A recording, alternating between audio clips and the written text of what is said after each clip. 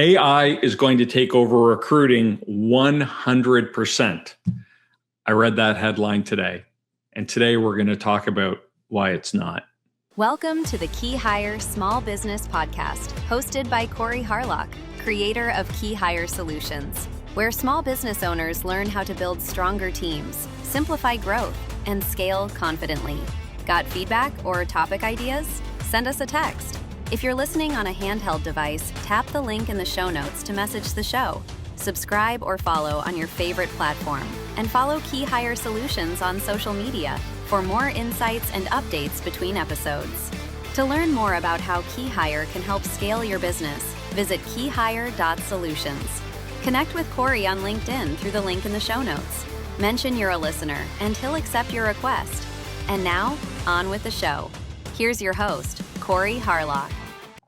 I don't know about you, but I'm old. I mentioned this. I use Facebook, and in my Facebook feed, because I'm in the talent space, I'm getting every ad for every bot and platform that's going to help me with my recruiting. They're out there, and some of them are really, really good. And you can use AI to help you in your recruiting really effectively. Before we get into this, let's kind of define what recruiting is. Recruiting is the act of engaging with candidates. Recruiting is getting candidates to respond and creating a pool. Oh God, I hate that word. But creating a candidate pool from which you can select the people you want to interview. That's not hiring. So it goes recruiting, it's attraction, it's generating interest. Then you have to go into interviewing. Then we go into offering and all that good stuff. So recruiting starts at the beginning. It's not the first step. The first step is clearly defining your role and knowing what you're going after. You then take that information and start recruiting for that role. So there are a lot of bots and platforms that can help you with your recruiting. And as I mentioned, they're super effective. One of the things about these, most of them target enterprise. They're going after the big guys, just like most people do. They want to take care of the big companies because that's where they can get the most money. So a lot of these platforms aren't great or designed for small business to go out and get little niche type jobs, hourly jobs.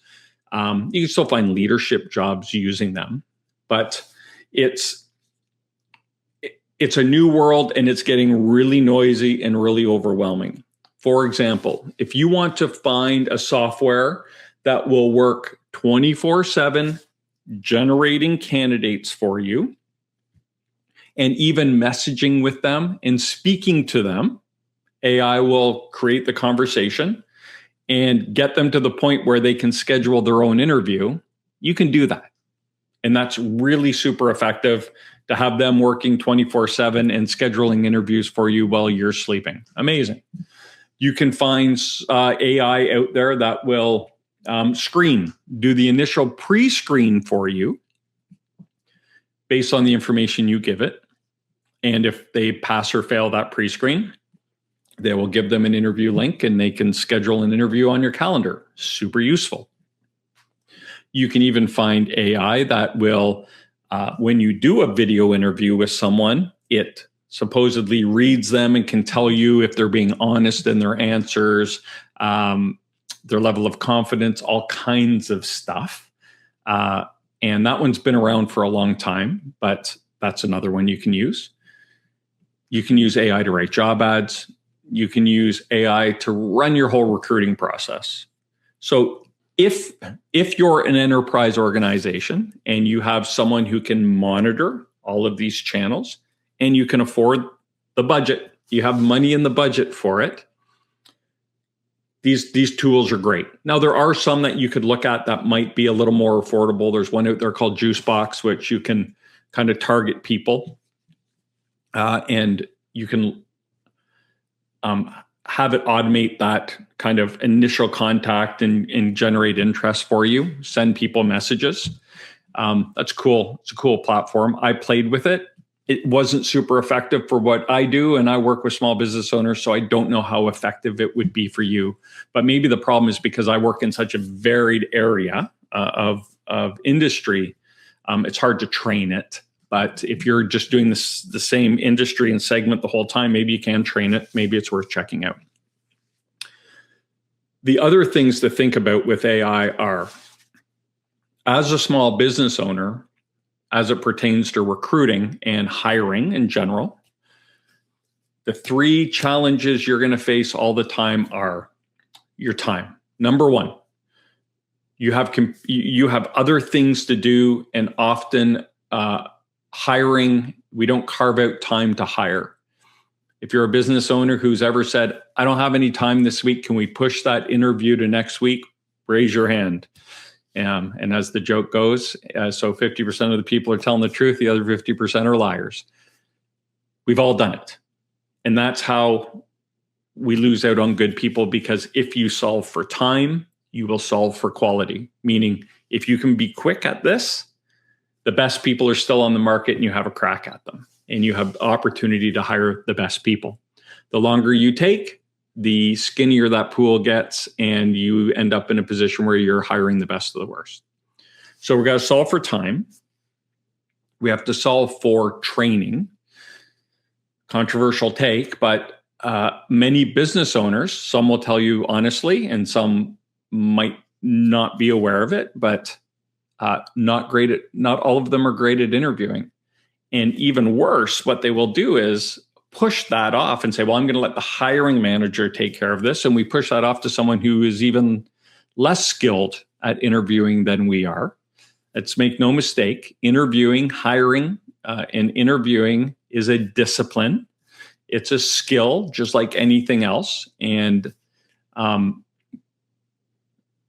more educated you are in it, and the more trained you are in it, you will see your success rates swing drastically.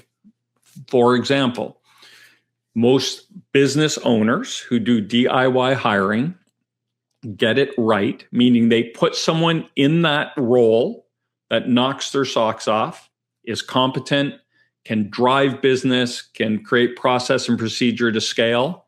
They get it right 25 to 33% of the time. So that means 1 in 3 or 1 in 4 times.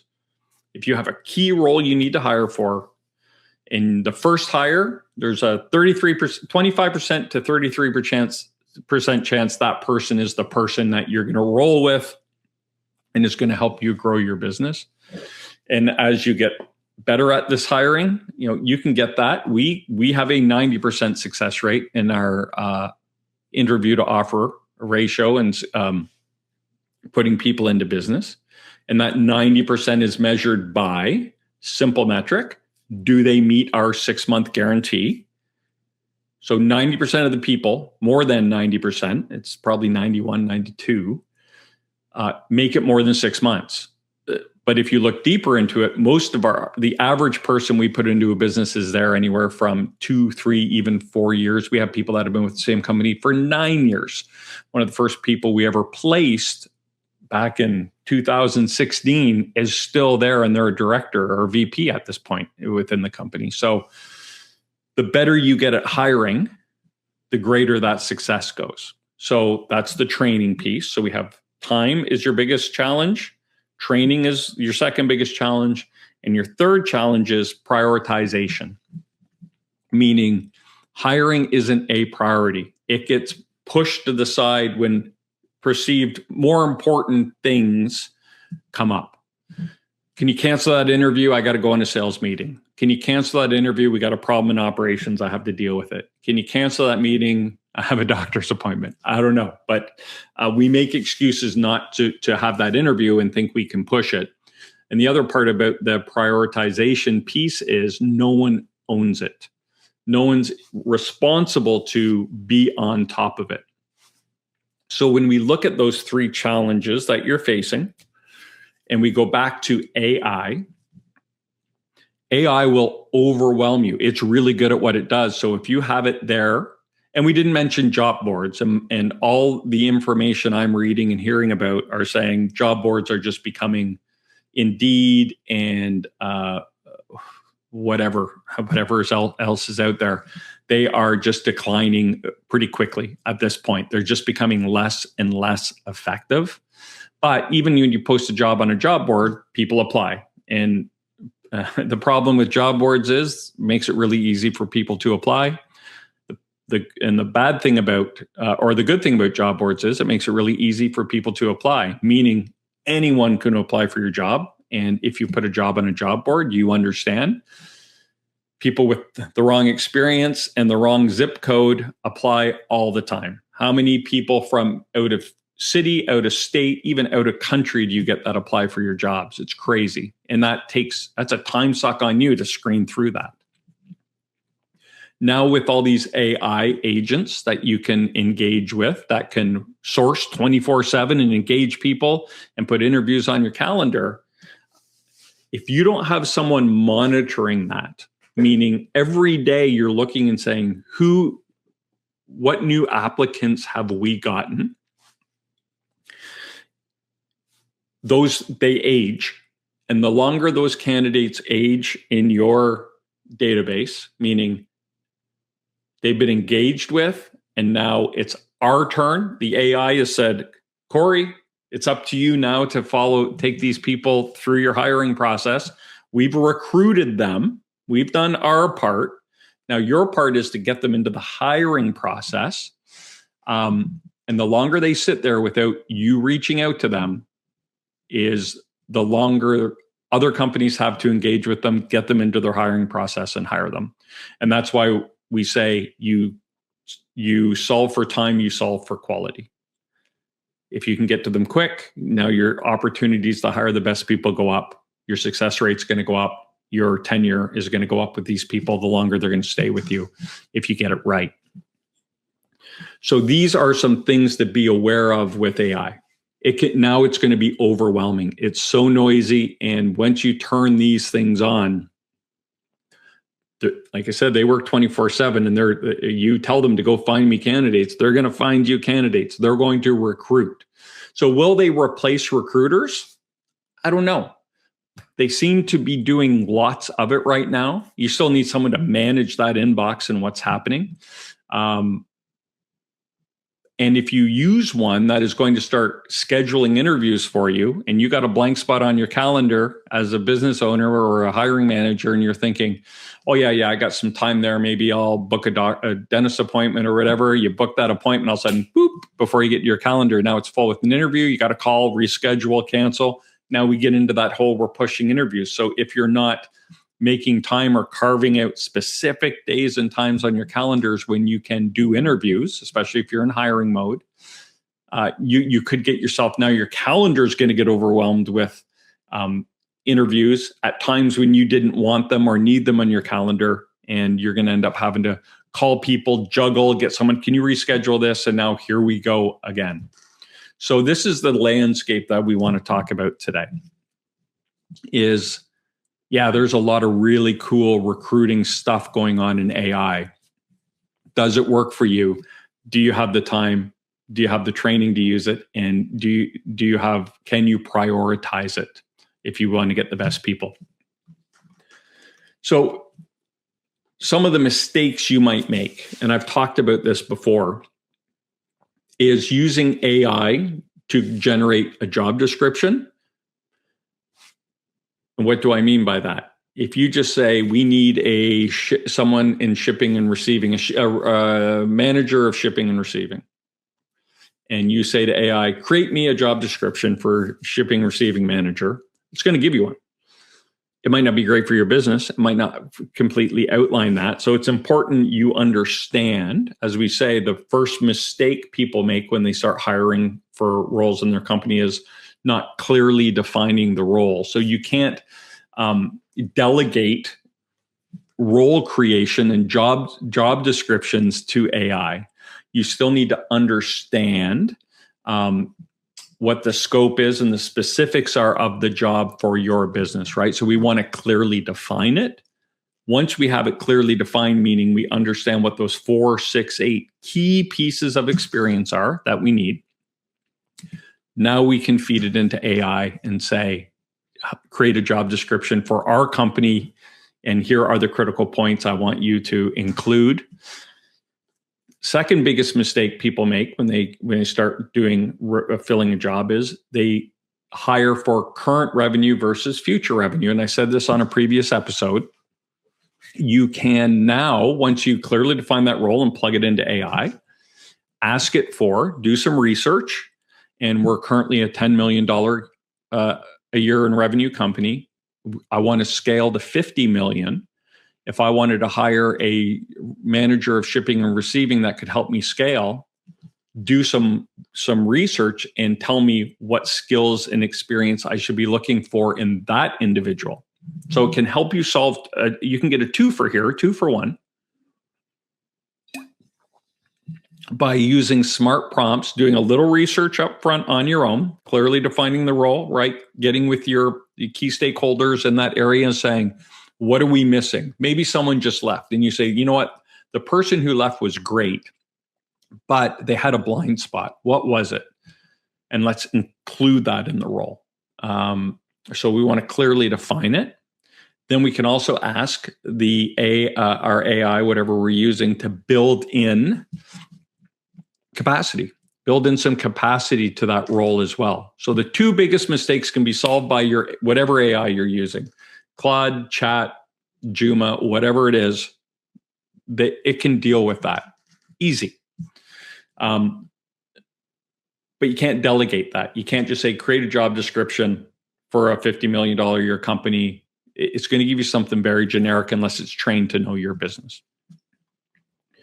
So be careful there. Also, we can't use AI to compensate for our weaknesses. A great example of this that's not AI are assessments. And if anyone's listening to me go on my rants about why I don't like assessments, the main reason I don't like them is sometimes people will use them to try to hire people that will be effective because of their lack of management. Meaning, I'm a shitty manager, so if I can get someone's dot to land in the works autonomously and doesn't need supervision box, I won't have to manage them and they can still be successful. So now we're going to go and play a numbers game and interview 100 people until someone lands in that box, and then we're going to try to hire that person. It's the wrong way to use an assessment. That's not recruiting, that's not hiring, that's trying to game the system. And that's the number one reason I don't like assessments. The second reason I don't like assessments is they're a commodity. How many assessments are out there? And if you talk to a representative from any of them, they will all tell you theirs is the best and it's scientifically proven, and on and on and on. And their job is to get you. How do they get paid? They get paid by the number of assessments you have people take. So the more candidates you run through the assessment, the more money they make, or you buy a bundle or whatever it is. But their model is the more assessments people take, the more money we make. So their goal is to try to get you to be really efficient at hiring, even though that's what they will say. But their goal is to get you to have as many people take their assessment as possible. I don't believe that aligns with effective hiring. My opinion, if you use assessments, I'm sorry. If you use them incorrectly, sorry, not sorry. But if you use them and they're effective for you and you're using them correctly, great. And I do have clients that use them and use them effectively, and they're just fine. But I don't think they are a game changer or that big a difference maker in terms of for hiring purposes. Maybe for team building and culture building and things, sure. But for hiring, not a fan. So anyway, that's my rant on assessment. So now we're talking about AI. So can we use AI as our default?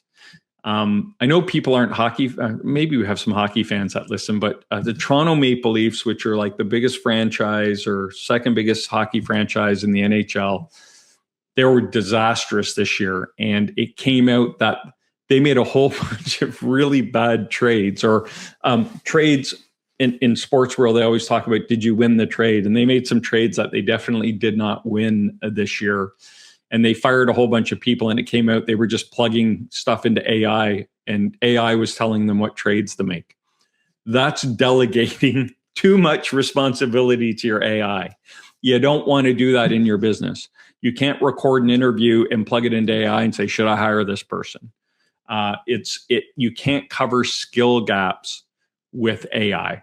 If you don't know how to interview, you might be able to say to it, hey, here's a resume of an individual. Here's a transcript of our first interview. Here's the job description. Can you give me a list of questions based on the answers they gave me in the first interview? And can you scan all this and see what questions did I miss? Are there questions I should have asked? Based on their answer, are there any follow-up questions I should be asking? That's a good use case. But can you then feed it in and say, should I hire this person? What do you think? Because AI can't be in the room. They can't see how they interacted. They don't know if they're a culture fit. They don't understand if there was emotion behind the answer or if it wasn't. And I don't think AI can replace that. Now, we talked about there's one piece of AI that you interview through, and it gives you all these notes about people. I've never used it. I know people that I think I know someone who has. It's a little weird. I don't know if I would trust it. And again, I don't know if I would have a go, no go based on the feedback it gave me. But we don't want to use AI to like an assessment to overcome our weaknesses in terms of being able to interview and read people and be in the room and have the feeling, the person to person. That's what makes us human, is the contact, the being able to see each other and listen and react. So be careful how you use it. Maybe one day it will be good enough to give you all that, but I don't think it's there right now. And then kind of the third mistake I see with people, with businesses is, and we talked about this, it's the priority. Where can I squeeze in hiring? A lot of business owners will tell you the people, it's my people that we're successful because of, or we're having success, or if I want to grow this business, I need the right people. Heck, if you want to sell, you got to have the right people in place, because people, if you're trying to exit and sell your company to another company or a PE firm or whatever it is, first thing they're going to ask you is, tell me about your management team. So it's people, being able to put the right processes and strategies and procedures in place. So we can't kick the can when it comes to hiring. That's a mistake, saying I don't have time. In fact, it's my business, so I'm going to, I'm very biased in my opinion, but I think if it came down to dealing with an issue within the business or taking the interview for a role that was super important with an amazing candidate, take the interview, unless the place is going to blow up. If there's a big sales call and an interview, that's a tough one. But if you have someone else you can send, and you can do the interview for someone who's got high horsepower and can be a big impact in your business, take the interview. Or if you have to reschedule it for like an hour later. Or if it's an afternoon interview, the next morning at 8 a.m. Don't kick it to, just push it to next week. It's a recipe for hiring the best of the worst. Because good people, the philosophy is, and our philosophy is, whoever gets there first with the best offer wins every time. 9.9 times out of 10.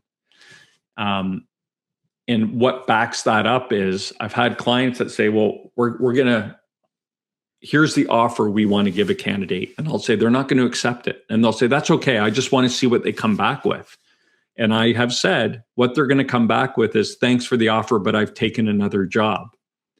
And we do it. We send out the lower offer, and that's exactly what's happened every time.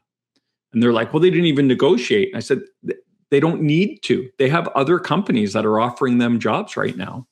And in the negotiation at the mid-level management, managers, maybe directors, those people, that moves fast. And you always have to get your best offer out first. Once you get into VP and C-level, this is now where there's fewer of those people being hired, smaller pool. It's a bit more of I hesitate to use the word sophisticated, but it's a bit more of what you might be used to in the offer negotiation thing. But at the manager director level, it happens fast. And especially below that, specialized skilled labor, hourly, like you just can't mess around. You got to be quick with it. So don't deprioritize hiring. I implore you, just please, if your people are the most important thing in your business, make hiring the most important thing in your business, the most important thing you do. And then the other mistake you might make is just not getting the training, not understanding the hiring process, using an ad hoc process. In fact, that is the third biggest mistake business owners make when they hire. It's hiring with just making up a process. Just bring them in and we'll wing it. We'll wheel and deal. And I don't know who else can they talk to. Take the time to set up your process. And when they come in, give them something that you put a little time and attention to. It speaks volume. Candidate experience is one of the biggest sales tools you have. Just like if you're going to a client, you would want to make sure you're putting them into the sales process and you're covering all your bases. Well, when you're hiring, the candidate is the customer. And you need to put the right process in place if you want them to buy what you're selling. So those are some mistakes you could make with the advent of AI. If you use it, you're going to get overwhelmed. Even if you're using job boards, you're getting lots of interest. You're already pressed up against it with time. If you haven't given it serious consideration about how to interview, what to interview, questions to ask, you need to bone up on that for sure, but also don't just say, I'll just ask whatever I want and I'll feed it into my AI and it's going to tell me if this person's any good or not. It can't, not yet. It won't do that for you. And then prioritize. If people are your most important thing, act like they are. And when you have an opportunity to interview someone great, take it, make the time to do it. So here's how we can make it better, right? So we want to use AI where it belongs. And a lot of this stuff I've said, you can use it to not flush out, but refine your job descriptions, use it for interview questions, use it to build capacity into your roles, all great use cases. Invest in hiring skills. Start to understand, and not just hiring skills, but building out a hiring process. The candidate experience is a deal. You need to make sure you take that seriously. From the first contact, if it's an AI bot doing it, or they've applied and it's someone from the office calling to introduce themselves and schedule a pre-screen, whatever it is, until you get an offer on the table, you need to define what that process looks like. And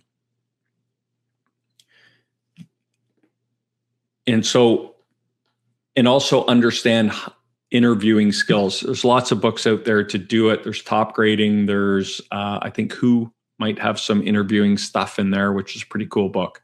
But it's important to understand how to interview, how to go 3 questions deep, who to have in your interview process, who, even more importantly, who not to include in your interview process. We've talked about this before.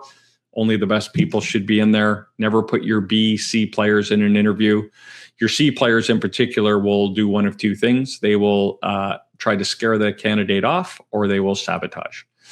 Scaring a candidate off sounds like this. If you've ever brought someone into an interview, and C players don't like accountability. So if the person looks really good and that C player is starting to understand this person is going to ruin my life at work and start holding me accountable and make sure I get my stuff done on time and my job might be in jeopardy, they will go into overtime to sabotage or scare the individual off. And it will sound like this, and you've probably heard it.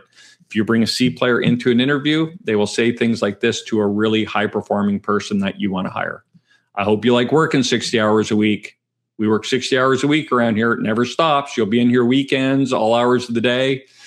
Kiss having dinner with your family goodbye. That's not going to happen here. They'll say things like that.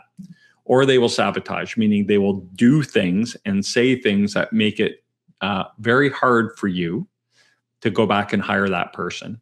And it could be, I've got to walk the line here, but I have been in interviews where a female employee, we were interviewing a male candidate, and that female employee made a comment after the candidate left the room that made it impossible for us to hire that individual, even though we wanted to hire him, because I believe the employee knew exactly what they were doing, and they thought, I don't need this guy playing in my sandbox. My life is good here. I don't need him coming in and ruining things for me. So the individual said something in that room, and I know what she said. I'm just not going to repeat it. But what she said, as soon as she left the room, I looked at the business owner and said, you cannot hire them now. If you hire them, you're going to have a whole world of trouble. And we couldn't hire the individual, and we had to start all over, and we had to exclude the individual from the interview process. I wanted them excluded from the beginning. The business owner pushed to have them in there. And, I work for my business owner, so I advised against it, but we did it. And that's what happened. And then we had a conversation after around, that's why we don't include these people. And I think they understood why I was pushing back on it. So bone up on interviewing and hiring process. It's just a really good thing to do. And the last thing you want to do is, we're a big believer in this, and we talk about it all the time, the good, the bad, and the ugly. When you get someone into a hiring process, just make sure you're giving them the truth, always. Some people every job is perfect for someone, and our job is to be honest about it and give them the good, the bad, and the ugly about the job. If it's the right job and if they're up to the challenge, they will be excited and energized by the opportunity. If it's not an opportunity they're excited about, they will tell you flat out. So if you say something like, yes, this department is a mess, you'll be coming in and starting from ground zero, and you'll have to build it from the ground up. A builder, someone who enjoys that, will say, yeah, that sounds great. That's exactly what I love to do. Someone who is not a builder will either say, yeah, I'm not interested in that. I've done that before. I don't have the energy to do it again. Where I'm at my career, I don't think that's something I'd be interested in. That's a clear no. The one you have to be careful of is the person who says, "Oh, that sounds like it could be fun." A, that indicates they've probably never done it before, and B, it's a no disguised as a maybe. And those people, I say, yeah, this job's not for you. If you're not totally jacked up about it and excited about it, that's probably, you don't want to leave a job where you're comfortable and successful to come into this situation where there's going to be a lot of expectation on you, and into a new position and having to build something where you've never done it before. It's risky. It's risky for you. It's risky for us. So let's not do that.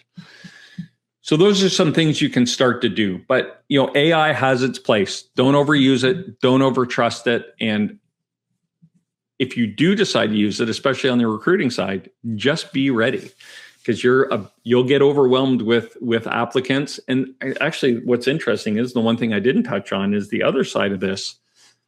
People are using AI to create their own resumes. And I just did a CapCut video about that. There's someone online saying, hey, here's how you can use AI to make your resume irresistible to an employer. So before AI, at least you could look at a resume and triage your people and say, okay, this person's not a good fit, this person is. And you could kind of get your top 10, 20% of resumes that you thought might be a good fit. That's going to flip. Now you're going to have your top 80 to 90% in your bottom 10 to 20%, because People can use AI by taking your job description online and plugging it in and putting their resume in and say, rewrite my resume to match this job description and all the keywords. And even if you're using an ATS, it's going to say, yeah, this got all the keywords. We like it. We like it. We like it. Recommend. So you could actually have to invest even more time screening people out if you're using a job board or something like that, because people are going to use AI to try to get in the door and make the resume look great. So that's another thing you just have to be aware of is, AI is supposed to save you time.